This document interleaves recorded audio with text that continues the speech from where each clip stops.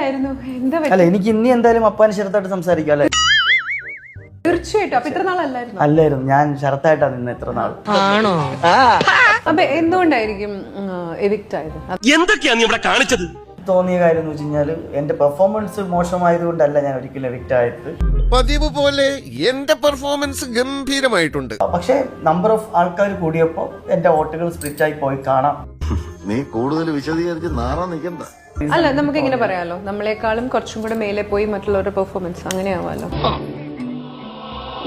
ഇപ്പൊ ക്യാമറകൾ നോക്കിയിട്ട് ഞാൻ പറഞ്ഞു, ഞാൻ ക്യാമറ മുമ്പിൽ അഭിനയിച്ച് വന്ന ഒരാളാണ്. അപ്പൊ എനിക്ക് നല്ലോണം അറിയാം ഒരു ക്യാമറയിൽ നിന്നിട്ട് എങ്ങനെ പെർഫോം ചെയ്യണമെന്ന് എനിക്ക് വൃത്തിയായിട്ട് അറിയാം. അയ്യോ, എന്നിട്ട് എന്ത് പറ്റി? ഞാനായിട്ട് തന്നെ നിന്നിട്ടുള്ളൂ. ഒരു പക്ഷേ ഞാൻ ക്യാമറയ്ക്ക് മുമ്പിൽ പെർഫോമൻസ് കൊടുത്തിരുന്നെങ്കിൽ ഞാൻ ഈ 35ാമത്തെ ദിവസത്തിൽ ഇവിടെ ഇറങ്ങില്ല, പോരില്ല. ഈ തിരിച്ചറിവ് എന്നെ ഉന്നതിയിലെത്തിക്കും. പല ആൾക്കാരെ നമുക്ക് മനസ്സിലാക്കാൻ പറ്റിയിട്ടില്ല. അവിടെ പല ഡ്രാമാസ് നടക്കുന്നുണ്ട്. ഇതെന്നെ ഉദ്ദേശിച്ചാണ് എന്നെ